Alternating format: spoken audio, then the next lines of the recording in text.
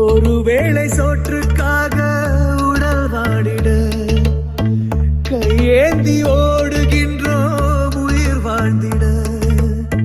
பசி என்ற தீயில் இறைப்பை சாம்பல் ஆகுதே. மனிதநேயம் எங்கே இங்கே செத்து போனதே.